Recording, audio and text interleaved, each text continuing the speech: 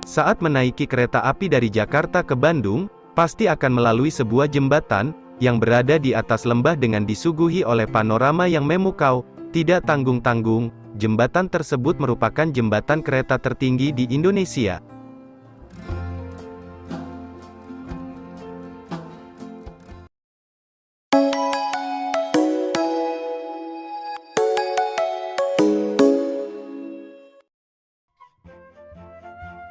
Untuk mempersingkat waktu tempuh antara Batavia dan Bandung, maka pada tahun 1902, Staatssporwegen atau SS membangun jalur kereta api dari Cikampek hingga ke Padalarang.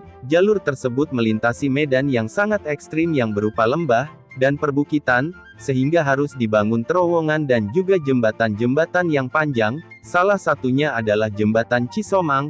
Jembatan ini melintasi sungai di antara lereng terjal. Konstruksi Jembatan Cisomang ini serupa dengan jembatan-jembatan lainnya di jalur tersebut, dengan panjang 180 meter. Jembatan ini juga dilengkapi dengan jalan untuk pejalan kaki di sepanjang kedua sisinya. Jembatan ini pun mulai digunakan pada tahun 1906, namun jembatan tersebut rupanya memiliki masalah. Pasalnya, tanah tempat berdirinya pondasi jembatan tersebut rupanya tidak stabil dan akibatnya membuat kecepatan kereta yang melintas dibatasi.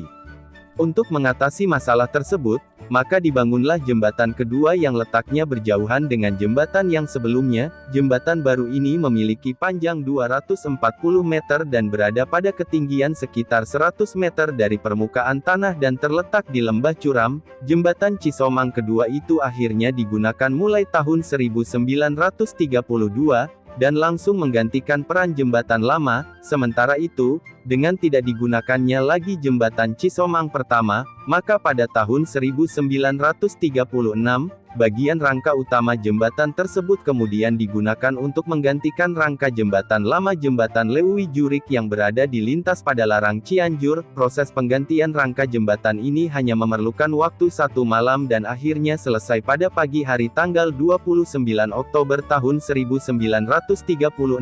Jembatan tersebut juga masih terawat dan digunakan hingga saat ini. Setelah kemerdekaan, Jawatan Kereta Api atau DKA, melakukan penguatan pada Jembatan Cisomang, berbarengan dengan jembatan-jembatan lainnya pada tahun 1950-an. Hal itu dilakukan agar jembatan bisa menahan beban lokomotif diesel yang mulai ada saat itu serta juga untuk memperpanjang masa pakai jembatan tersebut. Setelah hampir 70 tahun berdiri, akhirnya pada tahun 2004, Jembatan Cisomang kedua yang dibangun pada 1932 itu akhirnya digantikan oleh jembatan baru yang dibangun di sebelahnya. Pembangunan jembatan ketiga ini dilakukan oleh para ahli jembatan dari Austria, dengan desain tiang penyangga yang melengkung. Jembatan Cisomang ketiga tersebut memiliki panjang 243 meter, dan didesain untuk disiapkan memuat jalur ganda. Meskipun saat awal digunakan, hanya satu jalur saja yang digunakan. Peristiwa yang cukup mengejutkan terjadi pada tahun 2014, ketika Ka-Argo Parahyangan anjlok tepat di atas jembatan Cisomang ini. Beruntungnya rangkaian kereta tidak sampai terjun dari jembatan setinggi 100 meter tersebut. Kereta tersebut diketahui salah jalur setelah melalui rel jalur ganda yang masih terputus. Jalur ganda yang melintasi jembatan ini akhirnya beroperasi mulai tahun 2014.